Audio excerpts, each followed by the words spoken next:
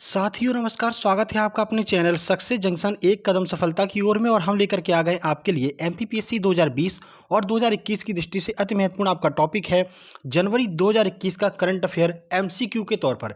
Current affair अभी तक आपने काफ़ी अच्छी तैयारी कर ली होगी, तो आपके प्रैक्टिस की बारी है। आपने कितनी अच्छी तैयारी की है वो आप यहाँ पर चेक कर सकते हैं। साथ ही साथ आपको बता दें कि ये 2020 जनवरी का फर्स्ट पार्ट है, इसके बाद एक और पार्ट आएगा और कुल मिलाकर के इसमें 21 प्रश्न हैं और सेकेंड पार्ट में 29 प्रश्न होंगे। कुल मिलाकर के टॉप 50 प्रश्न आपको दे रहे हैं, जो कि आपके स्पेशली एमपीपीएससी के लिए ही हैं। देखिए, उसमें ना तो बैंकिंग के प्रश्न होंगे ना किसी अन्य एग्जाम के प्रश्न होंगे, जो आपके एमपीपीएससी के लिए महत्वपूर्ण है। यानी कि थोड़े से टफ जो प्रश्न होते हैं करंट अफेयर के, वो आपके एमपीपीएससी में पूछे जाते हैं। तो उसी लेवल को हम यहाँ पर लेकर के आ गए हैं। तो चलिए बिना समय गवाए हुए शुरुआत करते हैं, सीधे चलते हैं पहले प्रश्न की ओर। क्वेश्चन थोड़े से मॉडरेट लेवल के होंगे, लेकिन प्रत्येक प्रश्न को आपको यहाँ पर कवर करते हुए चलना है और लास्ट में कमेंट बॉक्स में कमेंट करना है कि 21 प्रश्नों में से आपके कितने प्रश्न सही हुए हैं। ठीक है, चलिए शुरुआत करते हैं और चलते हैं पहले प्रश्न की ओर। देखिए, ऑपरेशन शरद हवा जो हाल ही में चर्चा में था, किस संगठन द्वारा आयोजित किया गया था? ठीक है, जनवरी 2020 में ऑपरेशन शरद हवा किसके द्वारा चलाया गया था? डीआरडीओ, इसरो, बीएसएफ या फिर आईटीबीपी? चलिए आंसर देख लेते हैं। सही आंसर है सी, यानी कि बीएसएफ के द्वारा ऑपरेशन शरद हवा चलाया गया था। आइए कुछ जानकारी आपको देते हैं। तो देखिए, बीएसएफ हर साल गर्मी के मौसम में ऑपरेशन गर्म हवा और सर्दियों के मौसम में ऑपरेशन सर्द हवा का आयोजन करता है। क्यों आयोजन किया जाता है? तो ऑपरेशन शरद हवा का उद्देश्य राजस्थान के सीमाओं पर सुरक्षा बढ़ाना है। जो भारत और पाकिस्तान का बॉर्डर है राजस्थान में, उसकी सीमाओं पर सुरक्षा बढ़ाना ऑपरेशन शरद हवा का यहाँ पर मुख्य उद्देश्य है। और गर्मियों में यही ऑपरेशन चेंज होकर के ऑपरेशन गर्म हवा बन जाता है। ठीक है, चलिए आगे बढ़ते हैं और प्रश्न नंबर 2 देखते हैं। देखिए, तो एसटीआईपी जो अभी हाल ही में खबरों में रहा है, किस क्षेत्र से जुड़ी हुई एक राष्ट्रीय नीति है? तो एसटीआईपी क्या है, ये आपसे पूछा जा रहा है, कौन से क्षेत्र से संबंधित है? आइए देखते हैं। ऑप्शन है महामारी विज्ञान, ऑप्शन बी है विज्ञान एवं प्रौद्योगिकी, ऑप्शन सी है सांख्यिकी एवं अर्थशास्त्र, ऑप्शन डी है कला एवं संस्कृति। आइए आंसर देख लेते हैं। सही आंसर है बी, यानी कि विज्ञान एवं प्रौद्योगिकी से संबंधित है एसटीआईपी। आइए कुछ जानकारी आपको देते हैं एसटीआईपी के बारे में। तो विज्ञान और प्रौद्योगिकी विभाग यानी कि डीएसटी। अब डीएसटी का फुल फॉर्म आपसे पूछ लेगा तो याद रखिएगा, department of science and technology जो है वो डीएसटी का फुल फॉर्म हो जाएगा। आपसे सीधे पूछ सकते हैं कि डीएसटी का फुल फॉर्म बताइए। ठीक है ना, तो डीएसटी केंद्रीय विज्ञान और प्रौद्योगिकी मंत्रालय, यानी कि एसटीआईपी का फुल फॉर्म हो जाएगा केंद्रीय विज्ञान एवं प्रौद्योगिकी मंत्रालय ने विज्ञान प्रौद्योगिकी और नवाचार नीति का मसौदा जारी किया है। डीएसटी ने 25 जनवरी तक हितधारकों और जनता से सुझाव भी मांगे हैं। तो विज्ञान एवं प्रौद्योगिकी के क्षेत्र में कुछ नए प्रयास यहां पर किए जा रहे हैं, जिसके लिए डीएसटी ने और एसटीआईपी के साथ मिलकर के यहां पर जनता से भी सुझाव मांगे हैं और कुछ नए जो है विचार अपने भी प्रस्तुत किए हैं। तो बस आपसे सीधे पूछा जाएगा कि एसटीआईपी किससे संबंधित है, आप बताएंगे डीएसटी यानी कि department of science and technology से संबंधित है। ठीक है, चलिए आगे बढ़ते हैं और अगला प्रश्न देखते हैं। और ये आपका जो यूनिट 7 है उसका भी यह प्रश्न बन सकता है, क्योंकि यूनिट 7 में आपकी विज्ञान एवं प्रौद्योगिकी के प्रश्न आ सकते हैं ना, है ना। चलिए अगला प्रश्न देखते हैं। किस भारतीय सशस्त्र बल ने जनवरी 2021 में अपनी तरह का पहला मानव अधिकार प्रकोष्ठ बनाया है? भारतीय नौसेना, भारतीय सेना, भारतीय तटरक्षक या फिर भारतीय वायुसेना? आइए आंसर देखते हैं। सही आंसर है बी, यानी कि भारतीय सेना ने यहाँ पर मानव अधिकार प्रकोष्ठ बनाया है।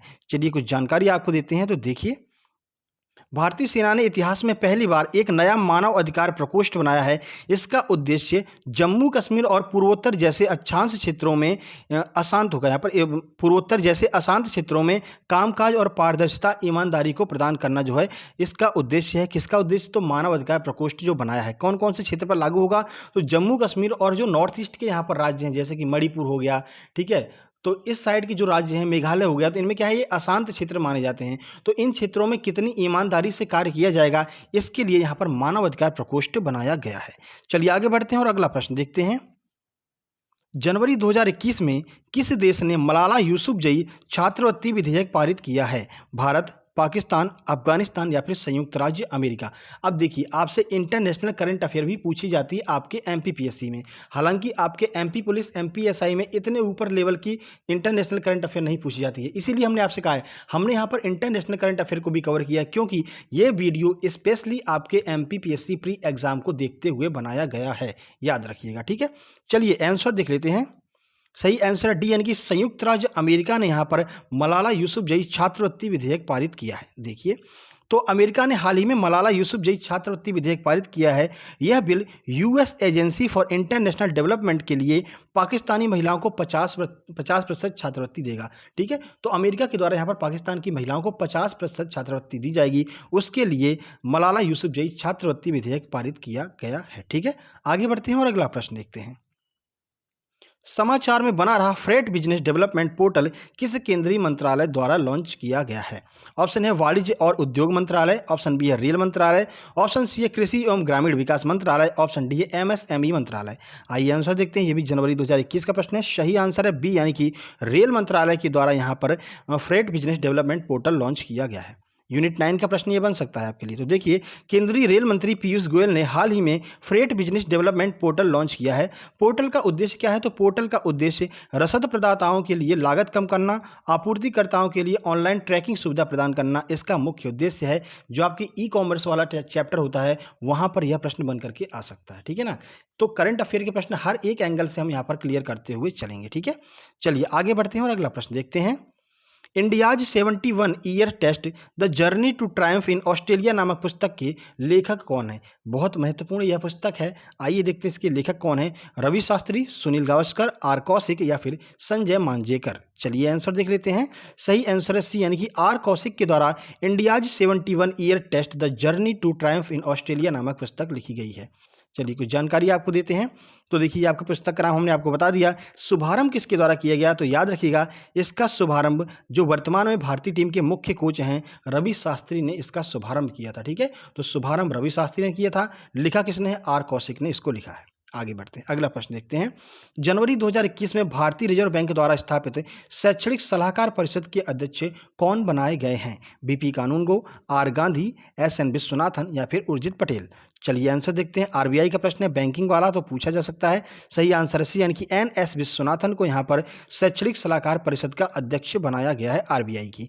तो आरबीआई के कॉलेज ऑफ सुपरवाइजर्स को सलाह देने के लिए एक अकादमिक सलाहकार परिषद की स्थापना की गई है। आरबीआई के पूर्व डिप्टी गवर्नर एनएस विश्वनाथन को इसका अध्यक्ष बनाया गया। तो एनएस विश्वनाथन जो है वो आरबीआई के इससे पहले डिप्टी गवर्नर के रूप में कार्य कर चुके हैं। ठीक है, आगे बढ़ते हैं और अगला प्रश्न देखते हैं। देखिए, वीडियो थोड़ा सा लेट हो जाती है क्योंकि अभी हम अपने गांव इलाहाबाद आ गए हैं। जैसा कि आपको पता है छुट्टियां चल रही हैं तो हम इलाहाबाद में आ गए हैं। तो यहाँ पर क्या है कि नेटवर्क का इशू रहता है ना। गांव में वैसे भी नेटवर्क कम रहता है, तो नेटवर्क का यहाँ पर इशू रहता है। इस वजह से वीडियोस थोड़ा लेट यहाँ पर अपलोड हो पाती हैं। ठीक है ना, 12 साढ़े 12 बजे की वीडियो 2 बजे तक पहुँच जाती है। 7:30 बजे वाली वीडियो 8 साढ़े 8 पे यहाँ पर अपलोड हो पाती है। तो उसके लिए हम आपसे पहले ही क्षमा प्रार्थी मांग चुके हैं। क्षमा प्रार्थी अपने आप को मानते हैं आपके लिए। चलिए, ढिया दी लोहड़ी और बसेरा किस भारतीय राज्य की हाल ही में शुरू की गई योजना है? राजस्थान, पंजाब, उत्तर प्रदेश या फिर बिहार। तो बताइए, ढिया दी लोहड़ी और बसेरा किस भारतीय राज्य की परियोजना है जो 2021 जनवरी में मनाई गई है? आइए देखते हैं।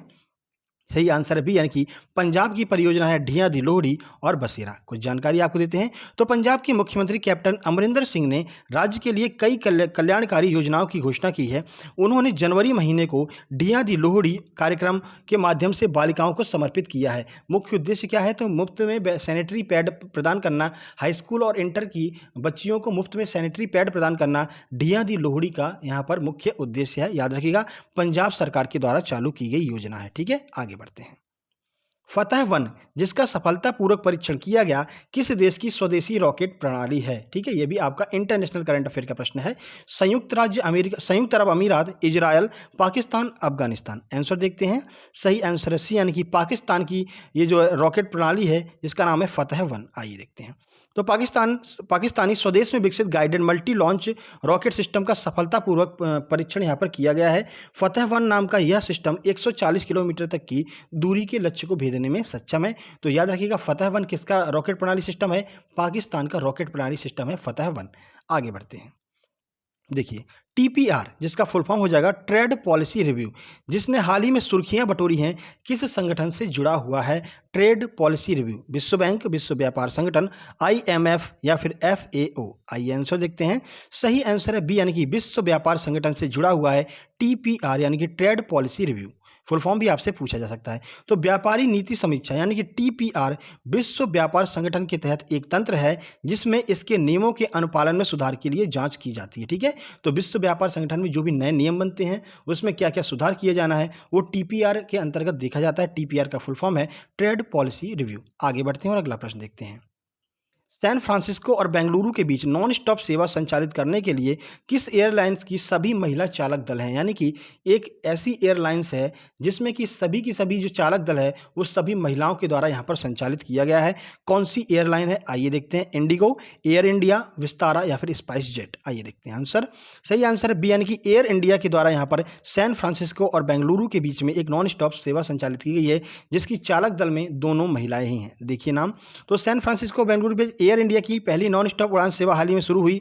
यह सेवा खबरों में थी क्योंकि उड़ान का संचालन कुशल पायलट कैप्टन अग्रवाल के नेतृत्व में एक महिला चालक दल द्वारा किया जा रहा है। तो कैप्टन जी अग्रवाल हैं, इनके नेतृत्व में एक महिला चालक दल द्वारा इसका जो है नियंत्रण किया गया, यानी कि दोनों पायलट और को पायलट दोनों महिला हैं। कहाँ से शुरू की गई है? सैन फ्रांसिस्को से बेंगलुरु नॉन स्टॉप, बीच में कहीं पर नहीं रुकेगी। तो याद रखिएगा दोनों जो चालक दल हैं वो महिला हैं। तो इस कौन सी ये कंपनी है? तो याद रखिएगा एयर इंडिया के द्वारा जो है ये फ्लाइट चालू की गई है। आगे बढ़ते हैं, अगला प्रश्न देखते हैं। देखिए, तो राष्ट्रीय युवा संसद महोत्सव का पहला संस्करण किस वर्ष आयोजित किया गया? 2015, 2017, 2019 या फिर 2020? आइए देखते हैं। सही आंसर सी यानी कि 2019 में आयोजित किया गया था। सर 2019 की करंट आपने क्यों ली है? आइए बताते हैं क्यों हमने 2019 का यह प्रश्न लिया है। तो पहला राष्ट्रीय युवा संसद महोत्सव फरवरी 2019 में जिला और राष्ट्रीय स्तर पर आयोजित किया गया था, लेकिन इसका दूसरा जो संस्करण है दिसंबर 2020 के महीने में लॉन्च किया गया, यानी कि लास्ट दिसंबर में इसका दूसरा संस्करण लॉन्च किया गया है, इसलिए ये हमारे लिए महत्वपूर्ण बन जाएगा। तो याद रखिएगा सही आंसर सी यानी कि राष्ट्रीय युवा संसद महोत्सव का पहला संस्करण 2019 में, दूसरा संस्करण दिसंबर 2020 में लॉन्च किया गया था। आगे बढ़ते हैं, अगला प्रश्न देखते हैं। द हेरिटेज कन्वर्जन कमेटी जो हाल ही में खबरों में थी किस केंद्रीय मंत्रालय के मतलब नेतृत्व में आती है? गृह मंत्रालय, शहरी एवं आवास मंत्रालय, संस्कृति मंत्रालय या फिर पर्यटन मंत्रालय? आइए देखते हैं। सही आंसर है बी यानी कि शहरी एवं आवास मंत्रालय के अंतर्गत आती है द हेरिटेज कन्वर्जन कमेटी। देखिए कुछ जानकारी। तो द हेरिटेज कन्वर्जन कमेटी की अध्यक्षता केंद्रीय आवास और शहरी मामलों के मंत्रालय के अतिरिक्त सचिव के द्वारा की जाती है। इस समिति ने हाल ही में नए संसद भवन के लिए केंद्र सरकार के प्रस्ताव को मंजूरी दी है। तो 2020 जनवरी में आपको पता है कि नया जो है संसद भवन यहाँ पर बनाया जा रहा था, डिजाइन वगैरह यहाँ पर पारित कर दी गई थी, तो उसकी मंजूरी किसके द्वारा दी गई थी? तो याद रखिएगा द हेरिटेज कन्वर्जन कमेटी के द्वारा उसकी मंजूरी दी गई थी, इसलिए यह कमेटी आपके एमपीपीएससी के लिए बहुत ज़्यादा महत्वपूर्ण है। आगे बढ़ते हैं, अगला प्रश्न देखते हैं। डरहम विश्वविद्यालय के शोधकर्ताओं ने किस अंतर्राष्ट्रीय फंड के गठन की व्याख्या करने के लिए एक सुपर कंप्यूटर सिमुलेशन का विकास किया है? शुक्र, शनि, चंद्रमा या फिर मंगल? तो कौन से पिंड की यहाँ पर व्याख्या की जाएगी डरहम विश्वविद्यालय के शोधकर्ताओं के द्वारा? आइए देखते हैं। सही आंसर है सी यानी कि चंद्रमा की व्याख्या करने के लिए सुपर कंप्यूटर सिमुलेशन बनाया गया है। तो हाल ही में डरहम विश्वविद्यालय के शोधकर्ताओं ने चंद्रमा के गठन की व्याख्या करने के लिए सुपर कंप्यूटर सिमुलेशन का विकास किया है। तो याद रखिएगा यूनिट 9 पर का ये प्रश्न आपका बन सकता है कंप्यूटर वाले पोर्शन का। तो याद रखिएगा सिमुलेशन क्या है? तो सिमुलेशन एक सुपर कंप्यूटर है, चंद्रमा की संगठन के बारे में बताने के लिए बनाया गया है। आगे देखते हैं। किस भारतीय सशस्त्र बल ने 20 मिलियन अमेरिकी डॉलर से उच्च ऊंचाई वाले स्विच ड्रोन खरीदने के लिए एक कंपनी के साथ में अनुबंध किया है? भारतीय वायुसेना, भारतीय सेना, भारतीय नौसेना या फिर भारतीय तटरक्षक?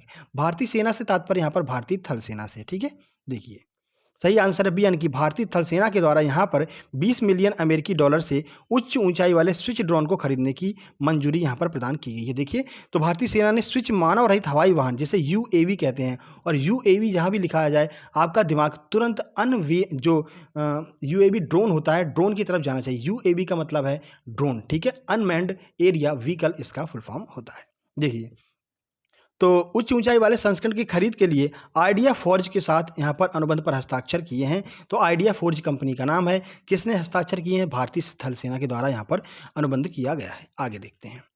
2 बार महाभियोग लगाने वाले पहले अमेरिकी राष्ट्रपति कौन बन गए? ऐसे कौन से अमेरिकी राष्ट्रपति हैं जिन पर अमेरिका के पूरे इतिहास में दूसरी बार यहाँ पर महाभियोग लगा और ऐसा होने वाले पहले राष्ट्रपति बने? 2020 की बात की जा रही है, 2021 जनवरी 2021।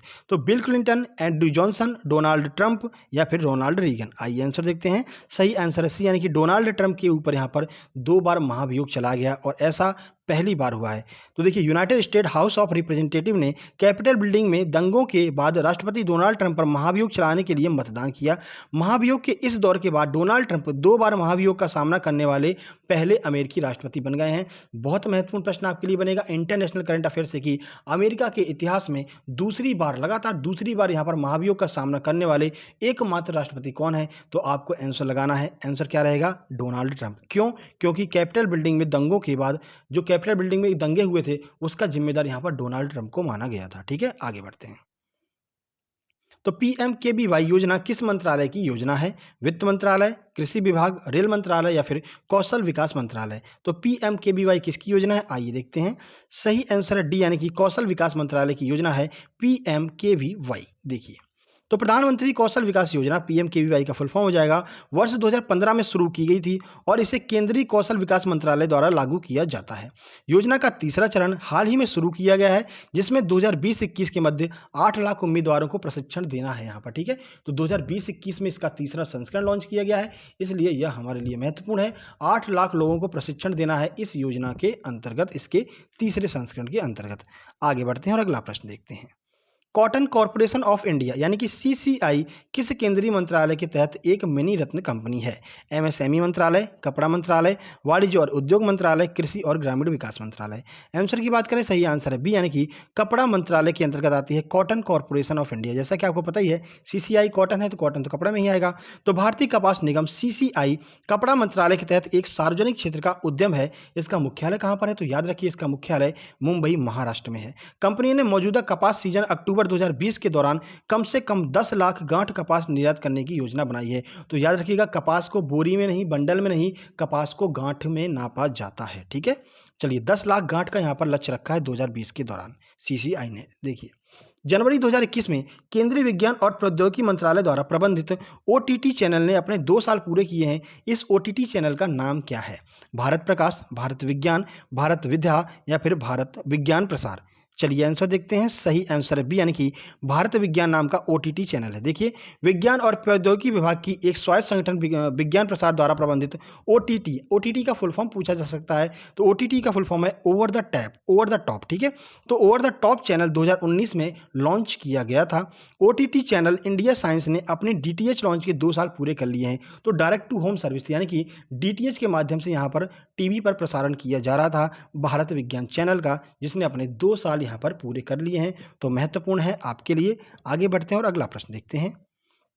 पेट्रोलियम और प्राकृतिक गैस नियामक बोर्ड द्वारा अधिकृत होने वाला भारत का पहला गैस एक्सचेंज कौन सा बन गया है? ऑप्शन है India gas exchange, option B है India oil exchange, option C है ओएनजीसी, ऑप्शन नंबर डी है इंडिया पेट्रोलियम एक्सचेंज। आइए देखते हैं सही आंसर क्या है। सही आंसर है ए, यानी कि इंडिया गैस एक्सचेंज पेट्रोलियम और प्राकृतिक गैस नियामक बोर्ड द्वारा अधिकृत होने वाला भारत का पहला गैस एक्सचेंज बन गया है। तो इंडिया गैस एक्सचेंज जिसका फुल फॉर्म होगा, जिसका मतलब कि शॉर्ट फॉर्म होगा आईजीएक्स। तो आईजीएक्स इंडियन एनर्जी एक्सचेंज की पूर्ण स्वामित्व वाली सहायक कंपनी है। यह गैस एक्सचेंज विनियम 2020 के तहत पेट्रोलियम और प्राकृतिक गैस नियामक बोर्ड से अधिकृत होने वाला देश का पहला एक्सचेंज बन गया है। आपको याद रखना है आईजीएक्स यानी कि इंडिया गैस एक्सचेंज इसका फुल फॉर्म हो जाता है। आगे बढ़ते हैं, अगला प्रश्न देखते हैं। मिशन सागर 3 के एक भाग के रूप में भारतीय नौसेना का जहाज आईएनएस किल्टन राहत सामग्री पहुंचाने के लिए किस देश में पहुंचा? तो आईएनएस किल्टन जो है 2020 में राहत सामग्री पहुंचाने के लिए कौन से देश गया था? मेडागास्कर, फिलीपींस, कंबोडिया या फिर लाओस? आइए आंसर देखते हैं। सही आंसर सी, यानी कि कंबोडिया गया था भारत का आईएनएस क्लिंटन।